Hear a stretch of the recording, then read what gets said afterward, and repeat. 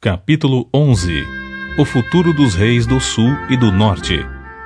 Sendo que, no primeiro ano de Dario, rei dos Medos, levantei-me para encorajá-lo e cooperar com ele. Agora, pois, passarei a declarar-te claramente toda a verdade. Eis que ainda se levantarão outros 3 reis na Pérsia, e o quarto será muito mais rico do que todos os anteriores. Depois de conquistar o poder mediante suas posses e riquezas, instigará todos contra o reino da Grécia. Então aparecerá um rei guerreiro que governará com grande poder e realizará todas as suas próprias vontades.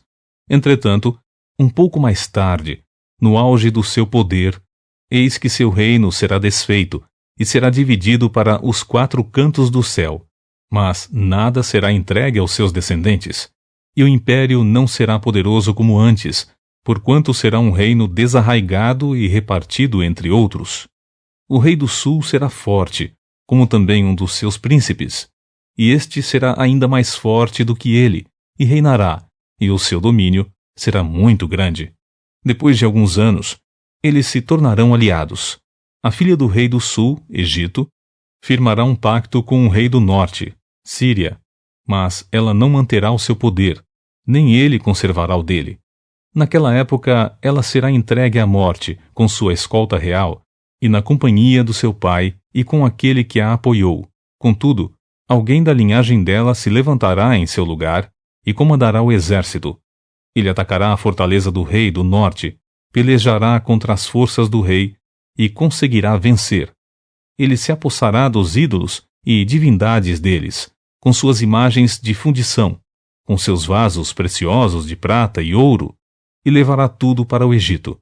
E, por alguns anos, ele deixará o reino do norte viver em paz. Então, o rei do norte atacará as fortalezas do rei do sul, mas se verá obrigado a voltar para a sua própria terra.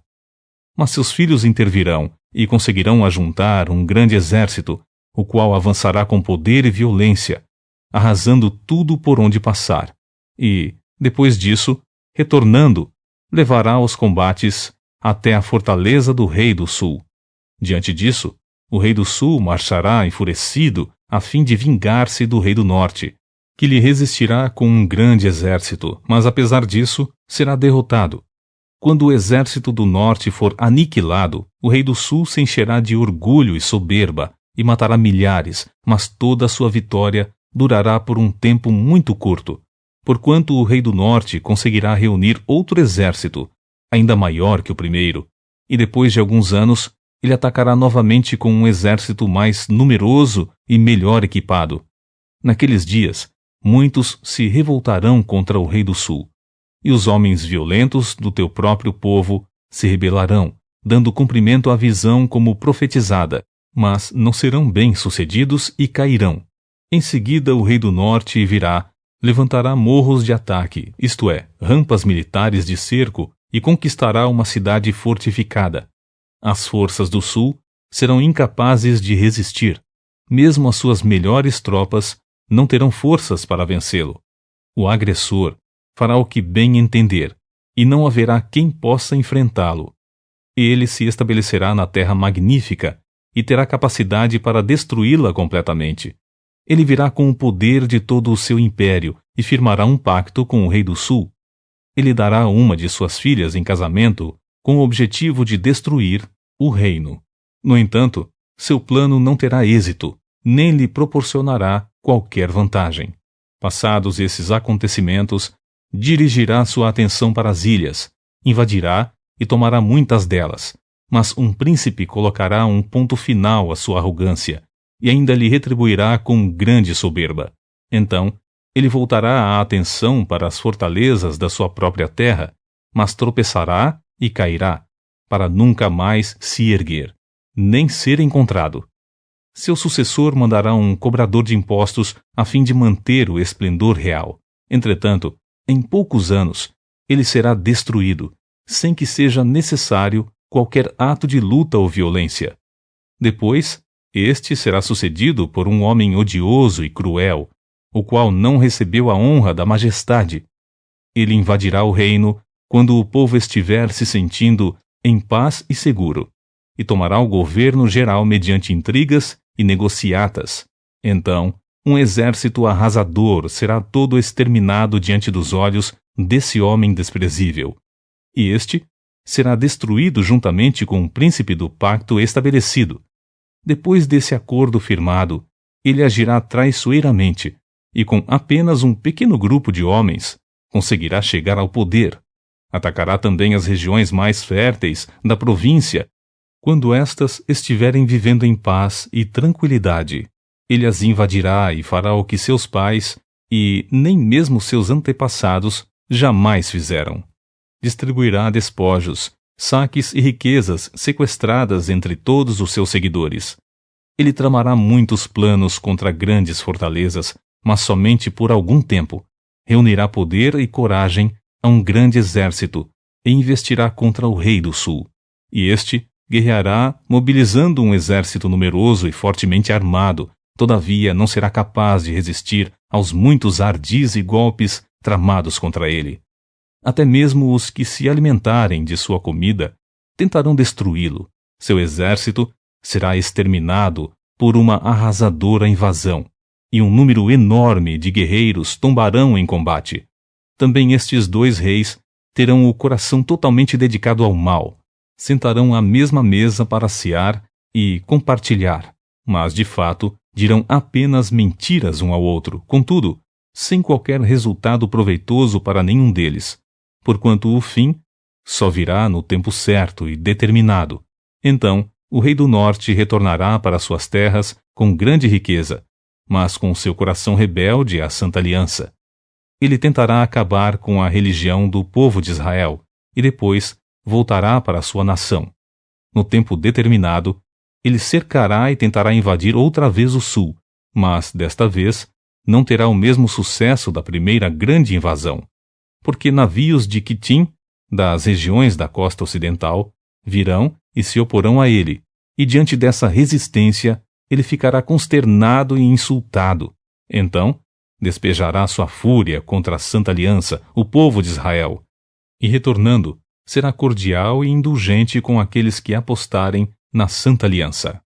Seu poderio militar se levantará ferozmente a fim de profanar a fortaleza e o templo. Acabará com o culto do holocausto diário e instalará no templo a abominação, o sacrilégio terrível. Com mentiras e lisonjas, corromperá todos aqueles que tiverem abandonado a aliança, mas o povo que, em verdade, conhece Elohim, o seu Deus, resistirá com firmeza e coragem. Entretanto, aqueles que são sábios entre o povo pregarão e ensinarão a muitos, mas por certo tempo essa atitude os levará a passar pelo fio da espada e também terem seus corpos cremados. Outros tantos serão saqueados e lançados em prisões. Alguns desses resistentes serão feridos e receberão um pequeno socorro. Contudo, muitos dos que oferecerem ajuda ou se reunirem à resistência não agirão com sinceridade. Ora, chegará a época em que alguns sábios tropeçarão para que sejam devidamente refinados, purificados e alvejados, até o final dos tempos, porquanto isso só acontecerá em dias muito à frente, no futuro determinado. A época do terrível e arrogante rei. Este rei fará o que bem lhe aprouver. Ele se exaltará e se ensoberbecerá em relação a toda a divindade e seres celestiais.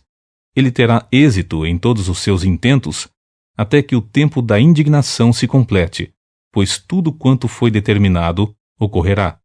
Este rei não terá mínima consideração, nem mesmo pelos deuses dos seus antepassados, nem pela divindade preferida das mulheres, nem por Deus algum, mas se exaltará e se engrandecerá acima de tudo e de todos. Contudo, fará reverência ao Deus protetor das fortalezas e honrará com ouro e prata, com pedras preciosas e inúmeros presentes de alto valor.